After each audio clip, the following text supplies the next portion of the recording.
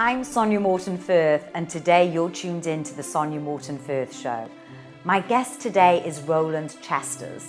Roland was diagnosed with HIV and AIDS in 2006 and given only 2 weeks to live. He then contracted PML, which is a brain disease that essentially left Roland paralysed. Roland overcame his chronic illness and went on to campaign for disability rights in the workplace.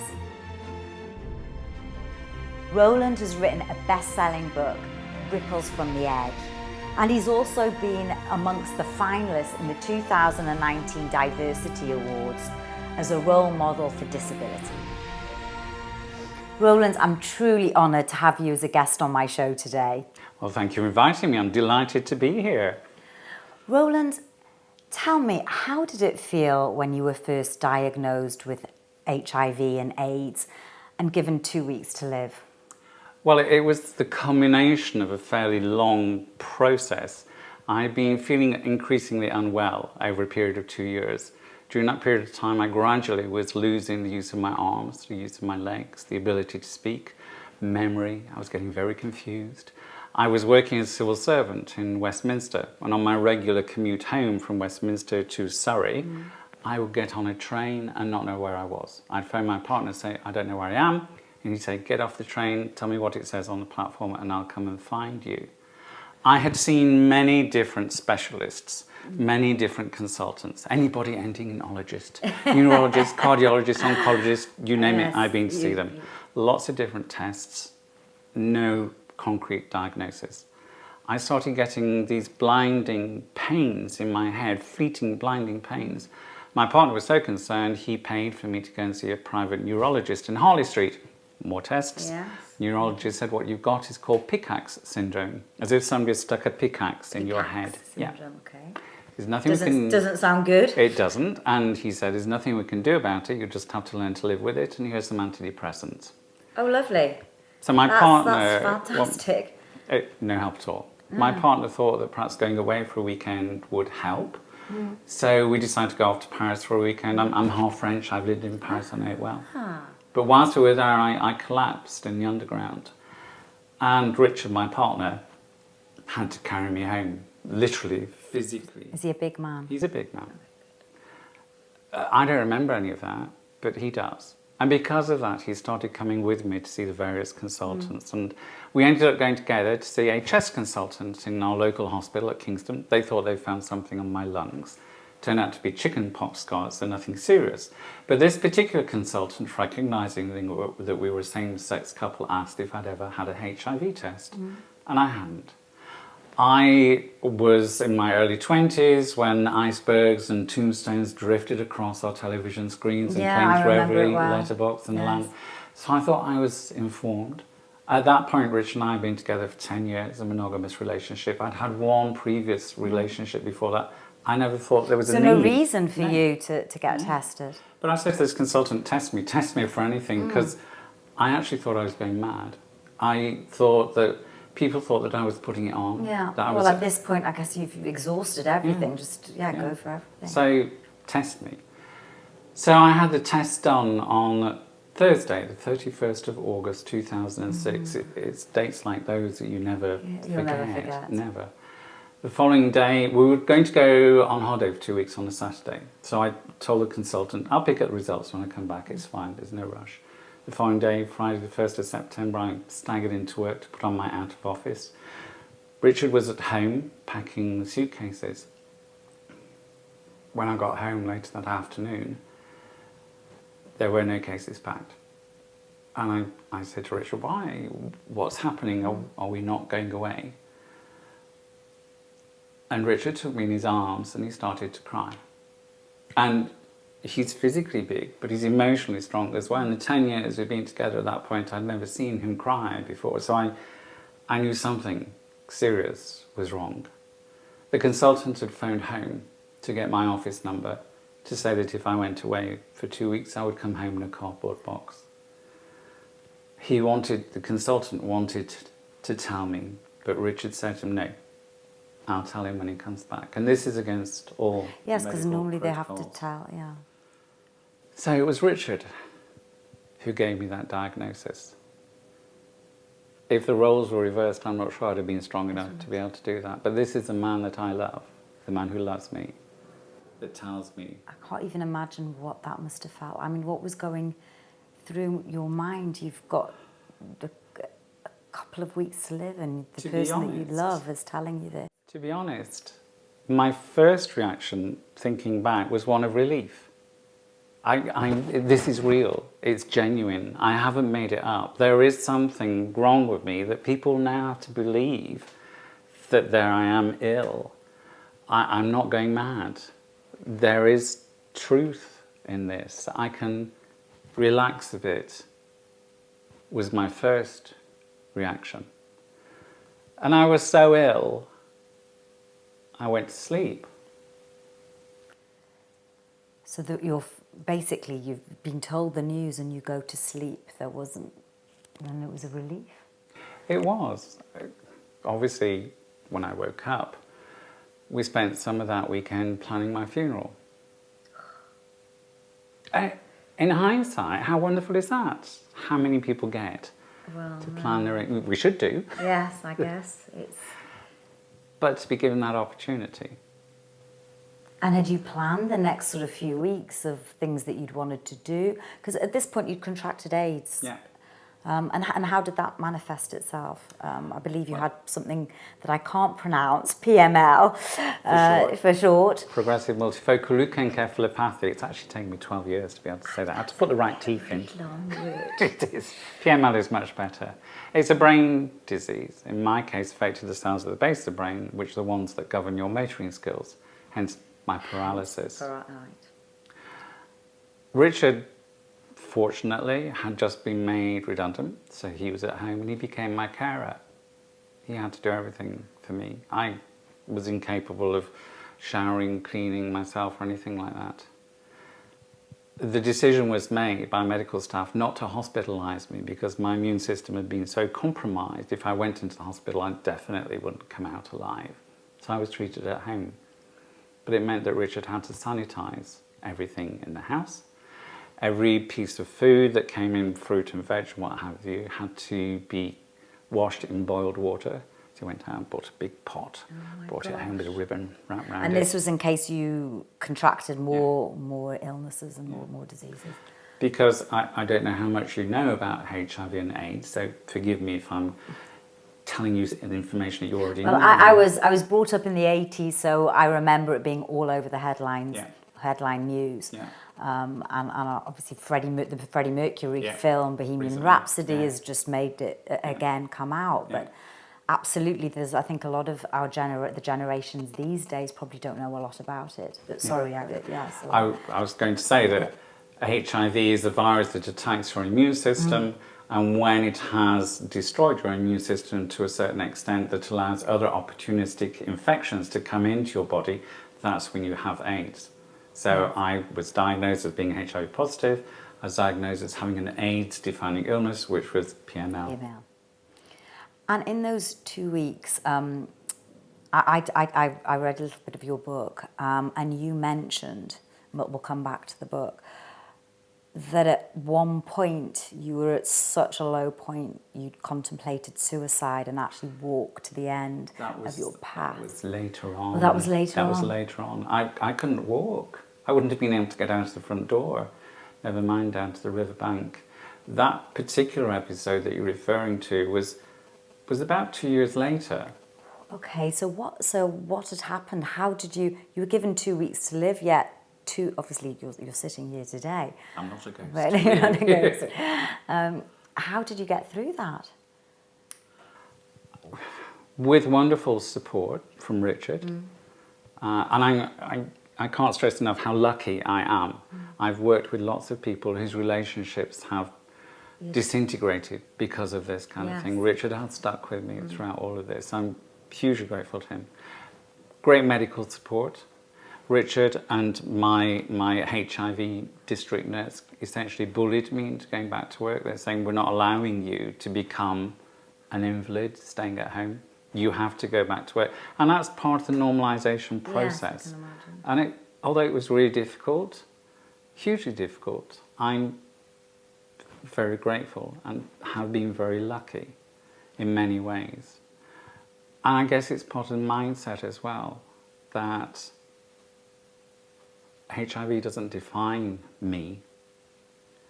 I am somebody living with HIV. Somebody once described it as being HIV is a lodger in my house. But I can shut the door on them. What is it, how does it feel to live with the knowledge that any potential time you can contract AIDS again? It's not actually the case. So nowadays, I'm on so much medication that the HIV virus is suppressed within my system. So I'm now what is called undetectable. The instruments that are used to measure how much virus is in my bloodstream, even though they're so refined, can't detect the virus because there's so little of it, because it's been contained by the medication, that I'm undetectable. They can't detect the virus, which means that I'm not going to become ill. If I continue to take the medication regularly, as I have to, I will not allow my immune system to become so compromised that another AIDS-defining opportunistic illness can get into my system. It also means that people who are what is now called undetectable are not infectious, because the virus is so weak it cannot be transmitted from one person to another person. So there's a new slogan, U equals U. Undetectable equals untransmittable. Wow, I didn't know, coming from those days back in the 80s and early 90s, and you were taught about if you come into any sort of contact, the blood passes blood or anything like that, then you were potentially at risk. You were given 2 weeks to live. Do you know now where you are? Is there, without trying to sound callous, have you got a life expectancy other than anybody else? For me personally, because I was diagnosed late diagnosis means somebody whose immune system is so compromised that they have got an opportunistic infection, they are classified as having AIDS. For people who are diagnosed late, the virus can have had an impact on various bits of their body. So for me, because I had AIDS, because I had encephalopathy, there are various functions that are starting to go wrong. I was told, so going back to 2 weeks diagnosis, that weekend we went into the sexual health clinic on the Monday morning with Richard, and they said to me, yeah, you are extremely unwell. We're going to start you on treatment. If you adhere to the treatment, we will hopefully save your life, but your life expectancy will have been reduced because your body has been compromised. And at that time, I was told that potentially 15, 16, 17 years. That was 13 years ago. Okay, that would make me quite worried right now then.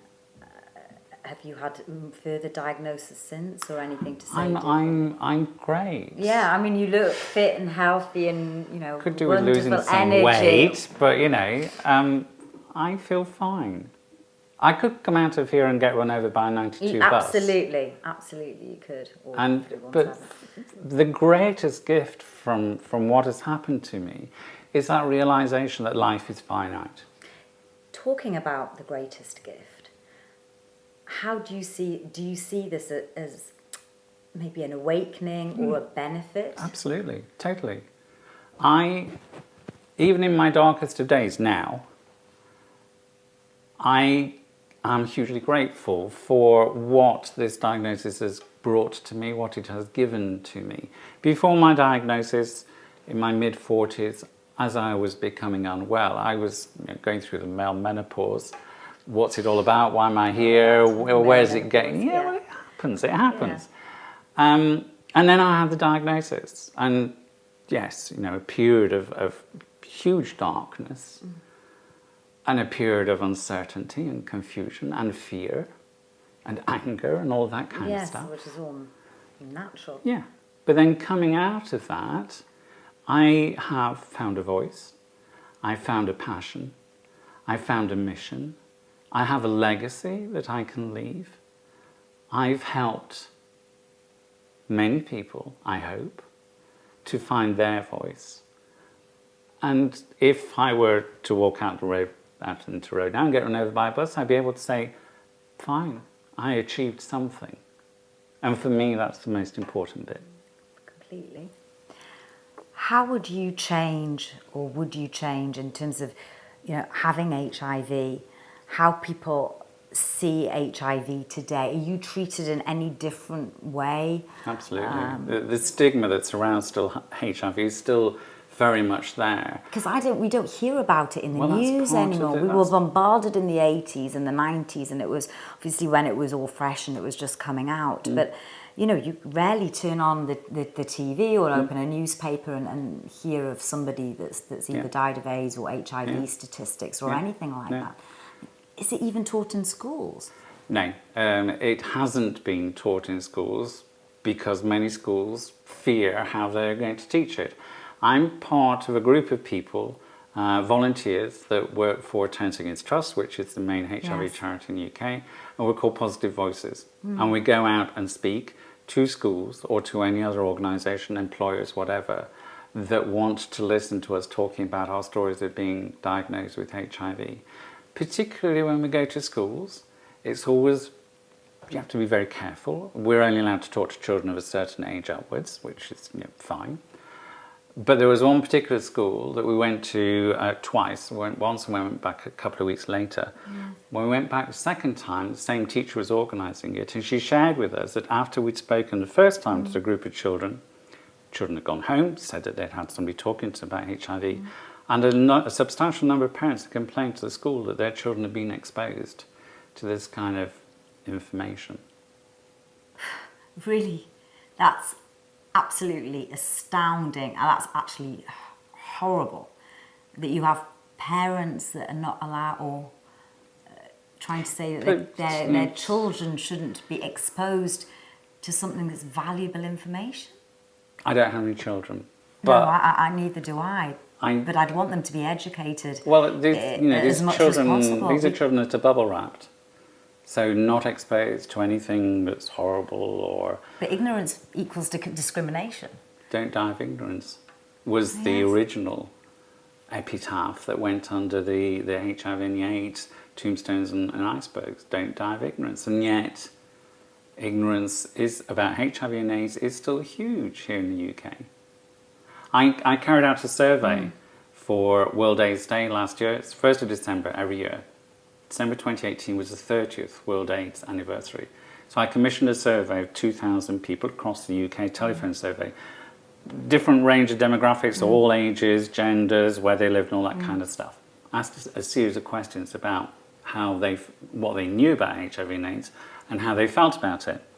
One of the questions was, if you had a friend who told you that they were HIV positive, how would you react? 5 different answers from it's absolutely fine to I would actually end that friendship. 21% of the respondents said they would end that friendship. 1 in 5. What? Would end their relationship if they knew their friend or someone they knew had HIV. That's absolutely, again, it's down to ignorance. It is, purely. I don't blame those people.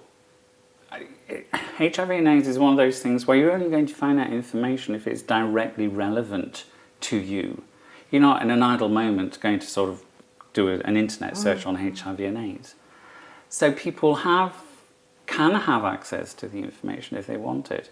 But again, it goes back to the fact that, I suppose in Tombstones, mid-1980s, in 2010, Norman Fowler, now Lord Norman Fowler, who was the Health Secretary at the time, who pushed the campaign out, had a House of Lords Select Committee inquiry into having the government create a new campaign of information, not a campaign of fear, as the original was, but a campaign of information. House of Lords Select Inquiry spoke to many people, put some recommendations to the government, including that there should be a new campaign of information, and of course it never happened. Never happened. Never happened. Why do you think it never happened?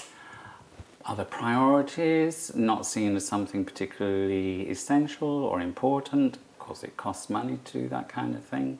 So it's now down to the charities that support people with HIV and AIDS to try and get that information out. Yes, it's still prevalent today. What? Well, HIV, It's the numbers of newly diagnosed people are decreasing. Yes, yes. Which is great. Here in the UK, it's not so in other parts of the world, but just talk about the UK here. So we've seen the introduction of something that's called PrEP, pre-exposure prophylactic, which is essentially a small element of the medication that I take that somebody who is not HIV positive can take to protect their immune system if they are at risk of being exposed to the HIV virus. Okay, okay. But the funny thing is that at the time this was proposed to the NHS here in the UK, Scotland and Wales, access to PrEP is now freely available, not in England. The NHS and nod and said actually, and it's that judgmental thing, I think, why should we pay that amount of money to protect people who are engaging in some kind of activity that we as a society deem to be unacceptable? HIV is surrounded by all these Victorian taboos. Yeah, absolutely. Stigmas. Well, it's death, it's homosexuality, and it's sex. And those are the big three Victorian taboos that we still don't talk about in polite society. Without which we wouldn't have a society to carry on, really. It's astounding that we still think and live like that. Roland, in terms of yourself and any stigmas that you still receive, do you receive any of these? Are you still... So, certainly in the early days, for example, when I went back to work, I was off work for 5 months. Sexual health records are kept separate to other medical records. My employers were only told that I had PML and nothing else. But I decided when I went back to work, I had hidden in enough shadows as a gay man. I wasn't going to do this anymore. So I told my immediate line manager, she went off to HR as she should do, and the message came back that I shouldn't tell anybody else because my employers could not be held responsible for how other people would react or respond to that information. So I was gagged, essentially. And this was the civil service? Yeah. That's a government organisation that is telling you not to be honest with your other employees, and your employer supported that. But I eventually fought back against it. And I got to a point where I was very open and out at work. One World AIDS Day, I decided to bring in speakers from Terrence Higgins Trust to give a lunchtime talk about HIV. I put posters up around the office, publicising it, saying that I was organising it as a colleague living with HIV and AIDS. Posters were defaced, graffitied. You're joking? What? Some were slashed with a knife or scissors. Some were ripped off the walls and torn into bits and then trodden on. My line manager removed some before I had a chance to see them. And that shocked me. That visceral gut reaction to a poster. And we're talking about 10 years ago. 10 years ago, not 20, not 30 years ago. And there is clear discrimination still around. And in the civil service, which is supposedly composed of fairly intelligent people. Yes. That shocked me. But that made me stronger. So now I don't experience any stigma because I have nothing to hide. It's all out there. You can say whatever you want to say. I'm big enough and old enough and strong enough to be able to say, actually, let me educate you about this. Rather than you displaying, not you personally, but you displaying your ignorance, I'm here to educate and inform and help you to understand. And the world needs more people like you. And there are plenty like me. I'm not alone in this. Roland, you went on then to write a book. Yeah. Of 13 narratives. And you mentioned, we mentioned earlier about your thoughts of suicide. Yeah. Talk me through that and a little bit more about the book. About 2 years after being diagnosed, I decided I needed to know more about HIV and AIDS. Knowledge is power. Terrence Higgins Trust runs courses for newly diagnosed people. It's one evening a week for 6 weeks. So I applied to go on one of the courses. You have to get a letter of confirmation from your clinic that you are actually living with HIV, because apparently some people without HIV have tried to get onto these courses. Why, I don't know. So I contacted the clinic, they said yes, fine. They sent me the letter. And I remember receiving it on a Friday in July, and the clinics are very careful about not exposing you to too much information about your condition. So in this letter it said we can confirm that Roland Chesters is living with HIV and advanced HIV, which is essentially AIDS. And it was the first time I'd seen it in black and white, in writing, my name, HIV positive. And for me, I felt that was my death sentence. This is what is going to kill me. And because I wasn't particularly well informed at the time, in my mind, my death will be long, protracted, painful, degrading. And I didn't want that. I didn't want Richard to have to go through that either. So that Friday evening, Richard came home from work. I didn't tell him about the letter. We had dinner as normal. We went to bed. And about 3 o'clock in the morning, I was still awake. And for me, at that point, I'd lost all hope. The appeal of oblivion became overwhelming. So I got up, dressed myself quietly, let myself out of the house, closed the front door. We live very close to the river. I turned left at the garden gate to make my way down to the riverbank. And it was one of those summer mornings. It had rained during the night, so the world was fresh and beautiful and clean. I sat by the river. I took my shoes off, brand new pair of Timberland shoes. Why waste them? Somebody else could use them. And went to put my feet into the water, and as I did so, arms came round me. Richard had followed me out of the house. I didn't know. He just held me. I could feel his heart beating against me. And he just said, I will miss you.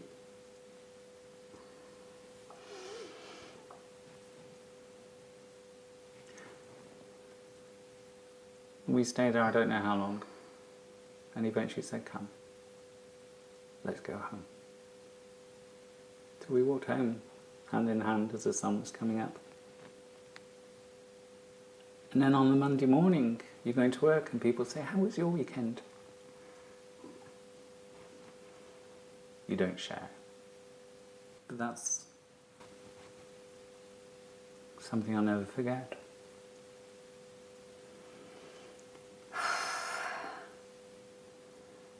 Well, now you're going on, and I'm sure you've saved a lot of lives. And your book is out there, and I know you're nominated for an award. Tell me about the award. It's super exciting. It's National Diversity Awards. So I've been shortlisted as a role model for disability.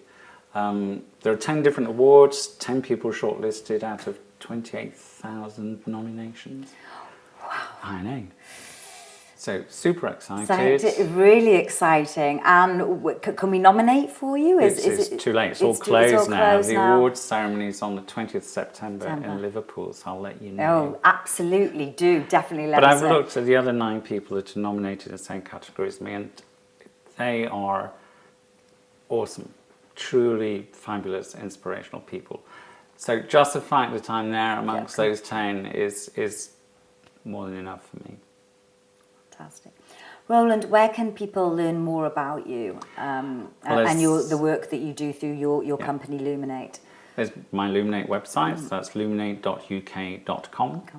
You can look me up on Facebook, Twitter, LinkedIn, all the usual social media stuff. And all that will be in the show notes as well. Yeah, and the book is available through my website or from Amazon as well. Roland, I always ask, this is my last question. If you were to write a message in a bottle that was going to be found for future generations, what would that message be? Because you told me that you'd ask me this question. I read it? I've given it some absolutely thought. Can. One of the issues that I now have as a result of my brain disease, I have very poor memory, so I have to write things down. So forgive me if I read it. But I've given it a lot of thought.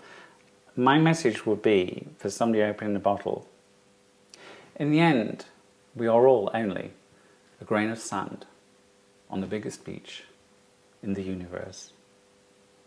But that doesn't mean that you should make every effort, seize every opportunity, shine in every way possible to make your grain of sand the brightest, so that it shines forever across the universe. Roland, thank you so much for being my guest today. Thank you for inviting me. It's been a pleasure. Thank you.